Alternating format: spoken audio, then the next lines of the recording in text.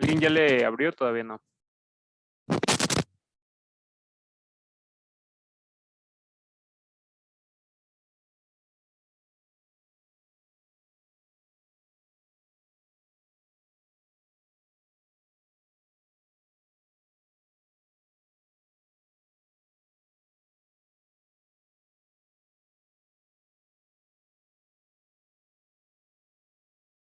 ¿Ya a todos les abrió? O, bueno, mejor a los que ya les abrió, vayan alzando la mano para más o menos ver qué tanto tiempo tengo que esperar.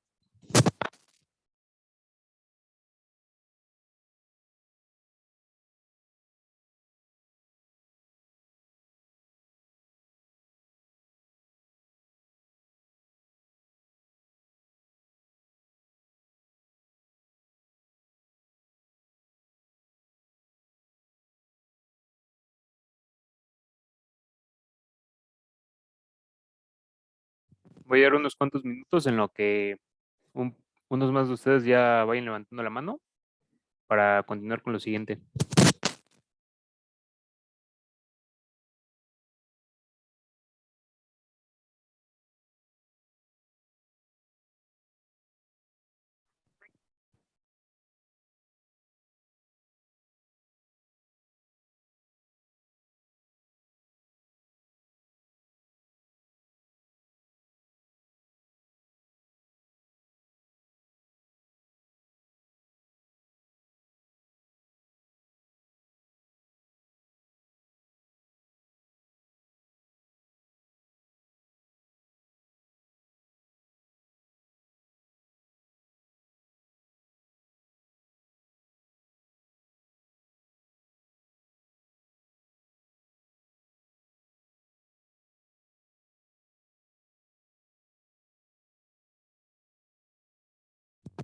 Voy a dar hasta 9:15 para ver quién ya pudo abrirlo y ya iniciamos a ver un poco de las Jupyter Notebook.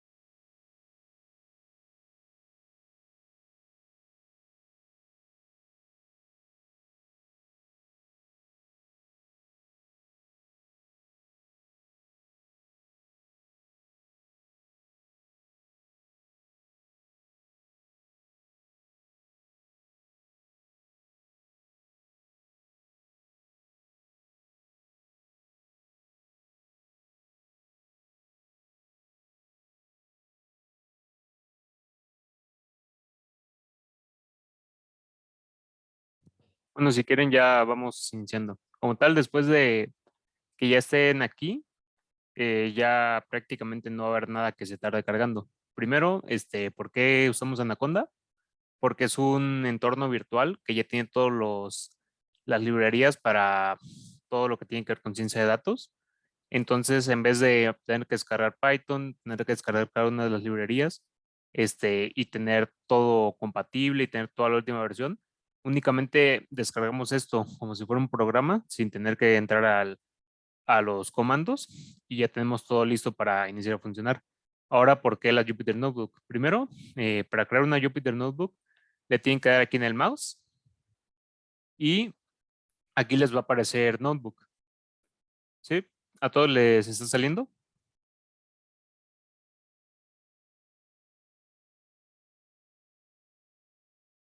Sí, Bueno, le dan clic y les va a aparecer, tarda un poco de más, pero aquí les va a aparecer pues unos símbolos arriba y una espacio. Solo que, a ver, bueno, ya. Entonces, ¿qué es lo que hace esta cosa?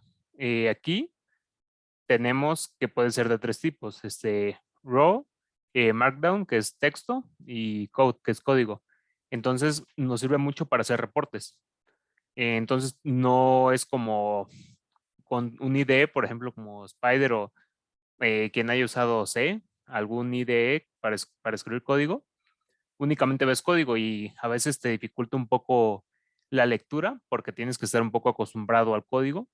Y en cambio, eh, Jupyter Notebook, esa herramienta, nos permite usar tanto código como texto como imágenes. Entonces, si por ejemplo queremos poner texto, podemos escribir tal cual el texto, alguna cosa, y con le damos a correr. Entonces nos va a aparecer texto. Si quisiéramos, por ejemplo, agregarle un título, agregamos un hashtag y ponemos, no sé, actividad.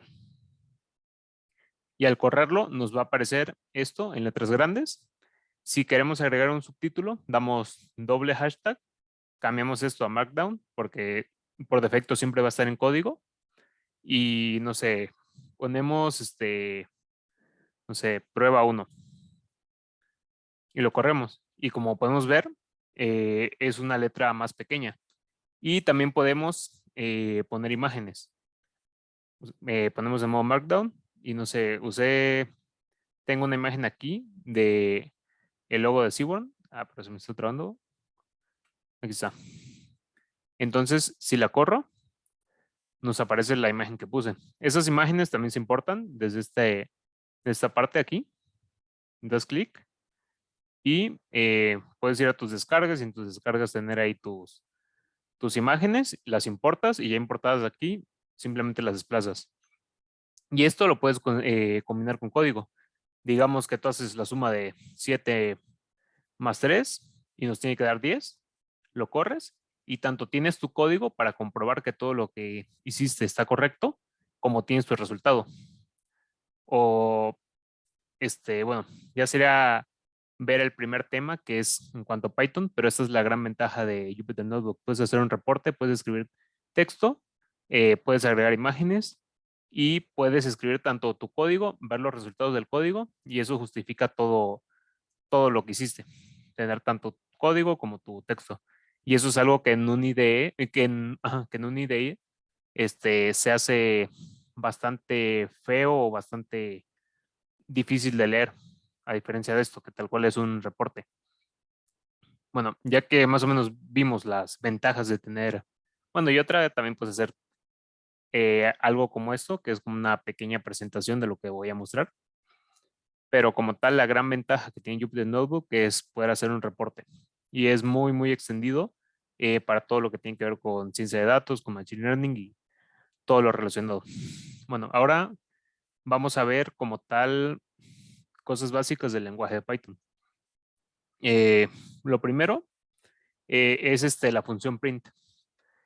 Tú, para tener alguna interacción con cualquier lenguaje de programación tienes que mandar a imprimir, porque si no mandas a imprimir, tal cual, pues está haciendo el proceso que tiene que hacer el lenguaje, pero tú no tienes una interacción, no tienes algo que te diga el resultado es tal o algo que te sepa saber que el programa está haciendo algo. Entonces, para eso usamos la función print. Usamos print y, por ejemplo, ponemos un número 7. Si ponemos esto, nos va a dar como resultado 7. También podremos ponernos una operación más 4. Nos debería dar 11 y nos da 11. También podemos poner como tal texto, pero para el texto siempre vamos a poner comillas. Y no sé, escribo hola mundo. Lo corro y como tal me imprime esto.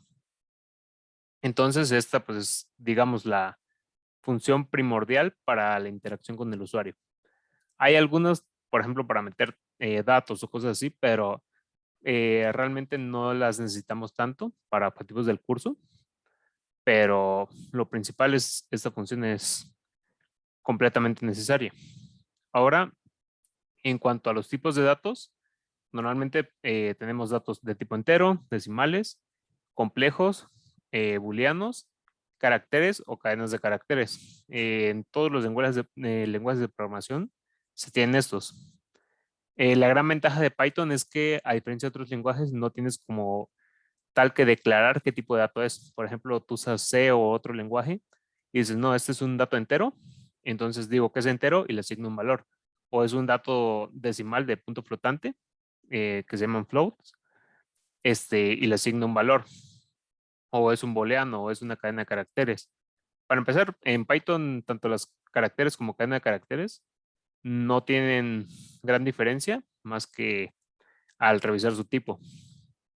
Entonces, vayamos con los primeros. Los enteros serían tal cual, digamos, algún número entero como el 10, digamos. Entonces, existe una función que, déjenme revisarla, según yo es type. Type. Ujú. Según yo, si escribes como tal, se me está trabando un poco. Ya.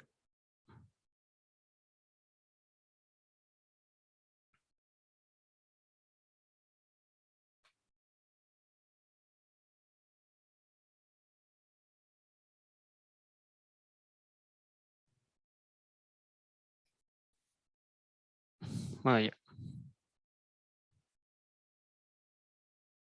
Si escribes como tal la función type y la corres, vas a ver que nos da int, o sea, su tipo es entero, porque pues como tal es un número entero. Si pusiera 10.8, ahora nos va a dar float. ¿Por qué? Pues porque es un dato numérico de tipo punto flotante. Los complejos se escriben de esta manera. Por ejemplo, 10.8 más, ponemos en vez de i, ponemos j, entonces digamos 6j y como tal es 10.8 más 6i, pero pues en Python se representa de esta manera y ya nos dice que es de tipo complejo.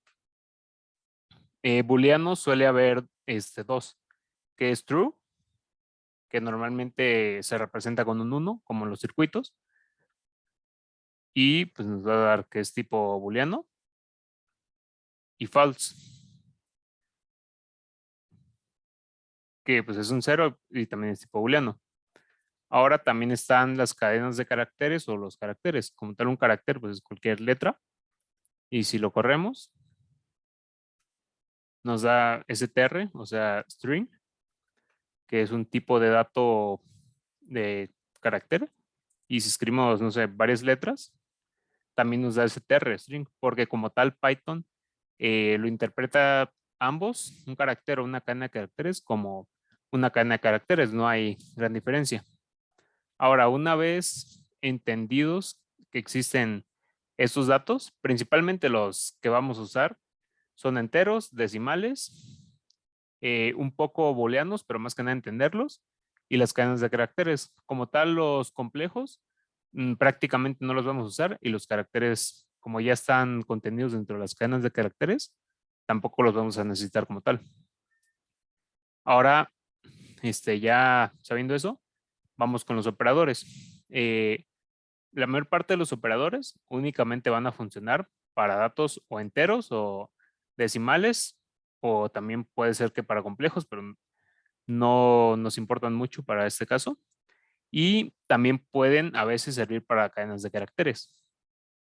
Por ejemplo, si yo tengo 7 más 7, nos va a dar 14.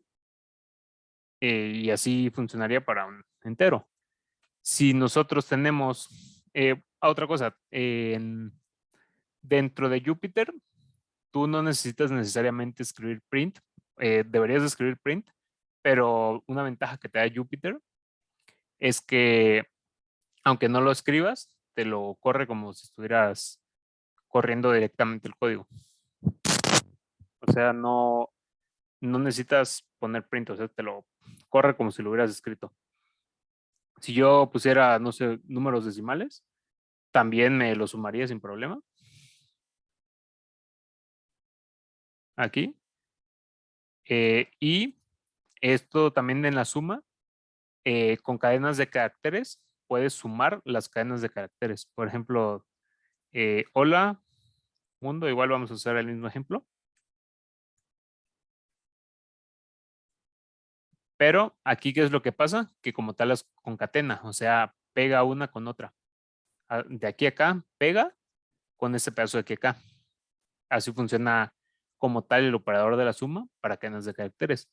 Ahora, la resta, la división, la multiplicación, la elevación al cuadrado, la división entera o el módulo, obviamente pues no existen para cadenas de caracteres, no tiene ningún sentido restar, bueno, al menos para este caso, no tiene ningún sentido restar dos textos, no hay sentido lógico. Sumarlos sí se puede sin ningún problema, pero restarlos no se puede, dividirlos menos, multiplicarlos, elevarlos al cuadrado y todo eso no tiene ningún sentido. Pero está bastante bien saber eso de poder sumar porque en algunos casos, digamos que quieres saber el número de iteraciones de tu código o algo por el estilo, puedes estar combinando números, digamos 8, con el texto. Entonces nos va a imprimir aquí como tal. A ver. Ah, sí. Es que tengo que cambiar eso, a str. O sea, para convertir su tipo. Y ahora sí me lo puede cambiar. Pero esto es algo que en muchas ocasiones se va a hacer dentro de Python, que es estar uniendo partes de variables, de números con partes de texto. Y eso es muy, muy común. Por eso es bastante útil saber que en cadenas de caracteres puedes hacer estas sumas. Pero como tal, la mayor parte de estos operadores funcionan únicamente para números. O sea, si quieren vamos a hacer una prueba de cada uno de estos operadores para ver qué es lo que pasa. 8 menos 9.3 nos da como resultado menos 1.3. Está bien. 8 entre 4 nos tiene que dar 2. Nos da 2. 8 por 4, bueno, 8 por 2, 16. Y nos da ese valor. Ahora elevado al cuadrado, pues nos tiene que dar 64. Igual nos da 64. Digamos que lo queremos dividir entre 3, pero con división entera, o sea, y como tal una división sin punto decimal, que sobre lo que tenga que sobrar, y queda 2, porque 3 por 2 sería 6 y sobran 2, entonces nos da 2. Y ahora en módulo, lo que nos dice es qué es lo que sobra de la división entera. O sea, pues en este caso sería 2, porque 8 por 2, 6, 8 menos 6, sobran 2, y ya no lo puedes dividir otra vez entre 3. Lo corremos y nos da 2. Entonces, esos son como tal los operadores más básicos que existen. Normalmente se va a utilizar la suma, la resta, la división, la multiplicación y en bastantes ocasiones la elevación a alguna potencia.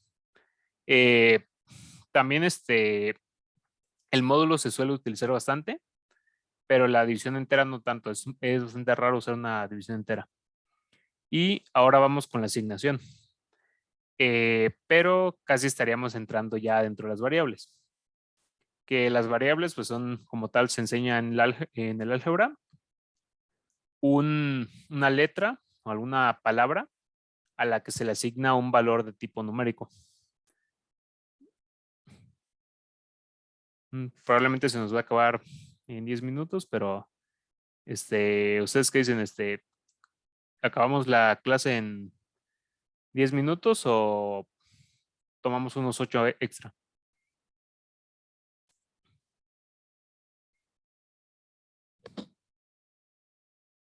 Como tal, podemos dar un repaso mañana todavía de esto, porque es lo más básico. Pero, a ver, yo creo que lo mejor sería acabarla como 9:50 la clase. Bueno, ahora, como tal, con la asignación, lo que tú haces es asignarle a una variable cierto valor. Por ejemplo, A es igual a 5 y ahora imprimimos A. Como tal nos debería dar 5. ¿Por qué? Porque yo le estoy asignando ese valor. Ahora, ¿qué es lo que hace un más igual? Un más igual prácticamente lo que está haciendo es A más 5. O sea, si A valía 1, ahora vale 1 más 5, o sea, 6. Entonces, si yo hago esto, bueno, primero hay que agregarle un valor a A, por ejemplo, 1. Y ahora nos tendrá que dar 6. ¿Por qué? Porque A es igual a 1. Pero A ahora va a ser igual a A, que es 1 más 5. Entonces, A es igual a 6. Imprimimos A y nos da 6. Si nosotros usamos el más igual, como tal, estamos haciendo lo que acabo de escribir, pero con menos texto. Lo corro y nos da 6 otra vez. Ahora, ¿qué es lo que nos va a hacer el menos igual? Exactamente lo mismo que nos hace el más igual, pero ahora con una resta. O sea, A es igual a 1 menos igual a 5, o sea, va a ser 1 menos 5. Entonces nos va a dar como resultado menos 4 y nos da menos 4. Ahora, por igual, pues lo que va a hacer es multiplicar, o sea, va a multiplicar por 5, 1 por 5, y nos da 5. Entre igual, nos va a dividir entre 5 y va a ser 0.2, ¿sí? Y elevado igual va a ser 1 elevado a la 5, que va a ser igual a 1. De estas, realmente la que van a usar diario va a ser esta. De ahí, esta la van a usar bastante. Y esta en algunas ocasiones. Estas de aquí prácticamente nunca la van a usar. Y ahora vamos con los últimos operadores, que esos son operadores lógicos. Estos son bueno, todos son muy útiles, estos son muy útiles todos. ¿Qué es lo que hacen? Comparar si ciertos variables son iguales, no son iguales, son menores, mayores, menores iguales o cualquier cosa de ese tipo. Por ejemplo, 5 es igual a 6 y obviamente sabemos que no lo es. ¿Qué nos va a decir? False, que es un booleano, o sea, que esto es falso, esto no es verdad. Si nosotros decimos 5 es igual a 5, nos tiene que dar true. ¿Por qué? Porque sabemos que 5 es igual a 5. Aquí lo podemos ver. Si ponemos 5 no es igual a 5, pues nos tiene que dar falso porque sabemos que 5 es igual a 5. Y si ponemos 5 no es igual a 6, pues sabemos que 5 no es igual a 6. Entonces, tiene que ser correcto. Ahora, estos funcionan casi igual. 5 mayor que 6, falso. Claramente, 5 menor que 6, tiene que ser verdadero. Déjame paso allá para que puedas seguir leyendo. No problema.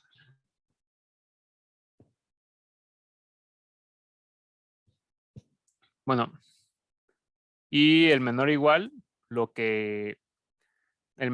mayor igual, lo que hace es compara si es también igual. Como tal, el menor, si tuviéramos dos números iguales con un menor, lo que nos daría 6 menor a 6, pues es falso, porque un número no puede ser menor al mismo. Pero al meter el igual, ya B sí puede ser igual y nos daría verdadero. Igual con mayor igual. Y algo que se me pasó decir acá, que eso le pasa mucho a quienes son nuevos en lenguajes de programación. Cuando tú asignas un valor, la variable tiene que estar a la izquierda, a la que le vas a asignar el valor, y a la derecha tiene que estar lo que le vas a asignar. Porque si lo hacen al revés, lo que va a pasar es que no va a tener ningún sentido y te va a dar un error. Digamos, tienes 1 igual a A, ¿qué va a pasar? Un error, no tiene ningún sentido, no puedes asignar una literal, algo que no tiene ningún valor, a un valor, pero sí le puedes asignar a algo que no tiene ningún valor, un valor real. Bueno, entonces si ya quedó más o menos claro la asignación y los operadores lógicos, que de aquí el que más van a usar es este, y estos también muchísimo, pero más que nada yo creo que serían estos dos, pero todos los van a usar mucho, a diferencia de los de acá que casi no se usan. Ahora pues ya lo vimos un poco, las variables. ¿Qué es una variable? Como tal, es una letra, una palabra, alguna cosa a la que le vas a asignar un valor. Por ejemplo, no sé, perro, le asigno un tipo de dato, cadena de caracteres, que diga perro, por ejemplo.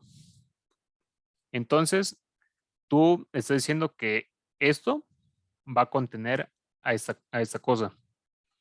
Entonces, tú vas a imprimir. ¿Y qué va a pasar? Nos tiene que dar lo que tiene asignado la variable. Si perro fuera igual a un número, digamos a 7, ¿qué es lo que tiene que pasar? Nos tiene que dar ese número. Si fuera igual a true, ¿qué va a pasar? Pues nos va a dar tal valor. Y tú podrías hacer a lo mejor combinar operadores con básicos con operadores lógicos, con con operadores de bueno, no con operadores de asignación, no, porque como tal ya estás asignando, pero con lógicos, y podrías decir, no sé, perro es igual a 5 igual a 6, y te tiene que salir falso. ¿Por qué? Porque es mentira. Esto de aquí es como que lo metemos en paréntesis y dijeras 5 es igual a 6, y dices, no, eso es falso, no es igual a 6. Ah, bueno, falso se le asigna a la variable, y al imprimirlo tienes que te va a imprimir lo que está aquí, que sería falso. Entonces, como tal, eso es una variable. Tú le asignas un valor, un tipo de dato, y a ese tipo de dato ahora queda guardado dentro de esto y ya lo puedes sacar para usar en cualquier momento. También puedes, por ejemplo, tomar, y si tienes que perro es igual a 5 y tú tienes que gato es igual a 3 más perro, te tiene que dar 5, que es lo de perro, más 3, que sería 8 al imprimir gato. Lo imprimo, nos da 8. Así que todo lo que es variables realmente es bastante sencillo. Ahora vamos con las listas. La lista, si lo pudieras ver de alguna manera, es como si una variable tuviera varias variables dentro. Prácticamente eso es una lista. Y este sí es de lo más importante que hay para el futuro del curso. Si quieren, ahorita les mando otro link para hacer otros, yo diría que 10 minutos. Y lo que no veamos, que probablemente es algo, lo vemos el día de mañana, que ya voy a poder darlo mejor porque más personas se van a poder conectar, y aparte yo me tengo que ir que tomar un camión a las 10:30, así que yo creo que vemos un poco de listas, que es como lo más de las cosas más importantes, lo que es listas y diccionarios. Y la corto y les mando otro link.